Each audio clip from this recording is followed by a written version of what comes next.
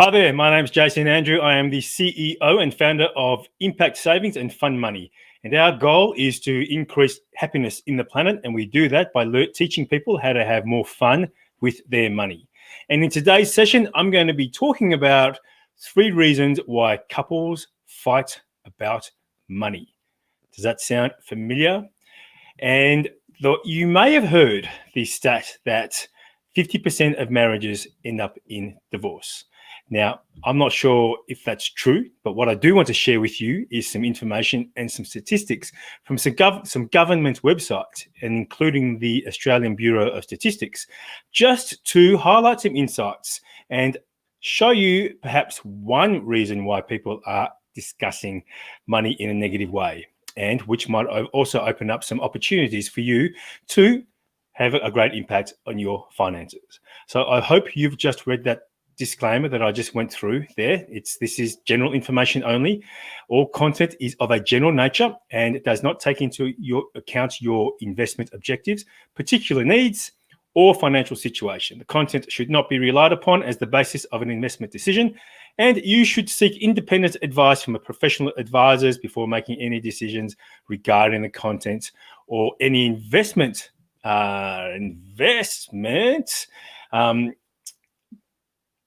decisions. So now let's move into this great website that I've got to share with you. Now, it's from let's go in here.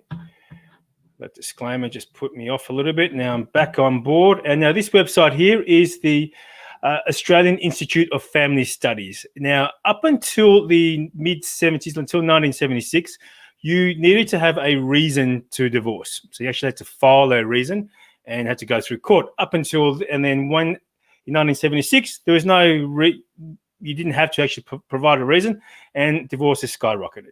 So it took a little bit to recover. You can see there the massive, for years and years, decades and decades, hundreds of years, people have sort of toughed it through. Then they went and filed for divorces. But as you can see here, divorce rates over the 40 years or so has actually decreased over time.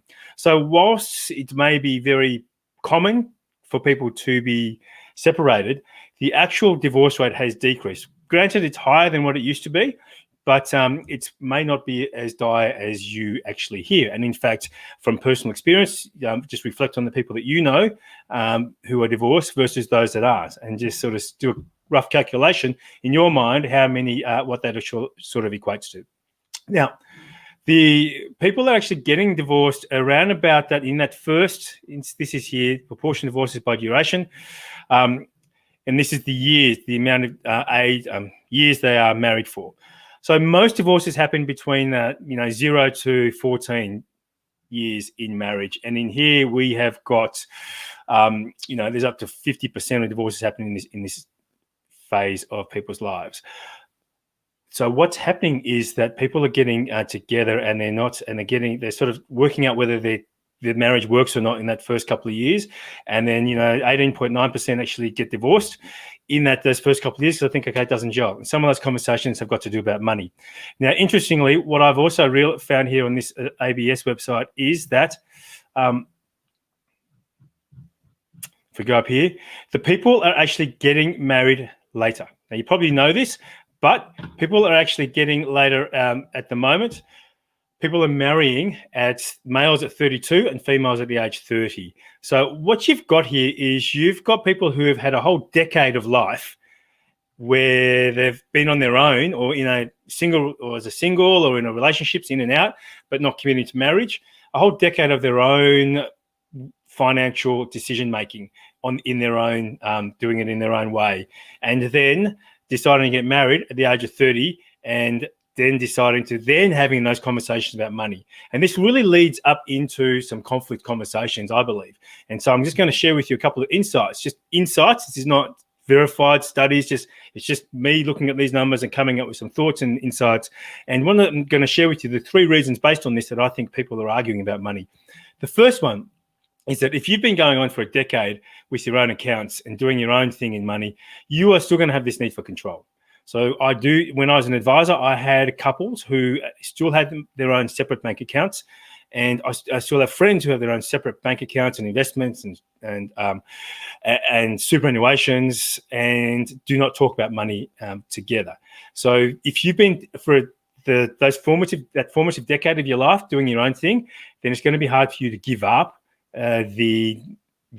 managing your finances. So the need for control is really important. Also, some people just want to have need for control anyway. There's some people who are control freaks. So, put that together with somebody else coming in trying to tell you how to run your money, then that causes conflict, and that also obviously leads to arguments. The other one is that varied money histories. So you've had that decade on your own doing your own financial situation. Before that, you've had a lot of groundwork that's been put into by your family telling you how you should treat and think about money. So your family may have brought you up to be giving, to also just give money to charities, and think that money is the root of all evil, not actually strive to actually build up money. Or you may have a family that actually was all about money, taught you how to save, how to actually buy your first house. So if you have these two varied histories, and which is pretty common for two people to come together and having varied histories with money and family, then that's going to cause you conflict as well. Okay, the last thing which this causes, because you've got that history and that trend, is that you are going to have conflicting ideas on what's important to spend your money on.